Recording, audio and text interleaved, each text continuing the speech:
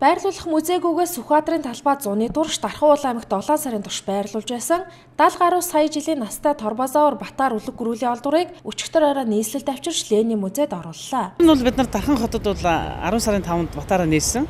Одоо хойд бүсийнхээ нутгийн одоо үзэгчдэд Батараа үзүүлэхээр ингэж нийцсэн байсан. Тэгээд одоо тэнд бол бид нар 11 мянган хүнд хүүхдэд үйлчлээд 5 мянган гаруй одоо хүмүүст иргэдэд үйлчлээд нийтдээ бол 12-3 мянган хүмүүст бол одоо хойд бүсийн Дархан хот Эрдэнэт Булган Хөвсгөл Сэлэнг гэх мэтийн одоо улсуудаар бол бид нар одоо үйлчлэлээ гэсэн үг тийм ээ. Маш их хэмжээгээр одоо хүмүүс үзэж сонирхсон гэж.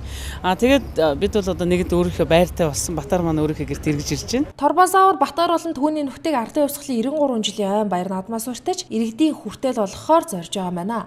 Ленин музейн хувьд Батарыг байлгах одоо ингээ үзүүр битээр байлгахад ер нь байгаа орчин нөхцөлийн хувьд ер нь хэрэг ерөнхийдөө бол маш хүнд байгаа та бүхэн мэдж байгаа тийм телевиз радиогоор зөндөл ярьсан. Гэхдээ одоо бид бол яхаа хөсрэг хуучин кино театр байсан газраа одоо Т Батараа болон бусад түүний нөхдүүдийг үзүүлэхээр шийдвэрлсэн. Тэгээд ямар ч байсан наадмаас өмнө бид нар үзэгчтэй энэ Батараа болон бусад түүний нөхдийг нь үзүүлэх гээд дэглэх гээд манай одоо хамт олон бол үйл ажиллагаа явуулж байна. Яг хөдөө орон нутгууд бол бид нар ерөөсөө илүү их мөнгө төгрөг хийгээг яригдаагүй шүү дээ.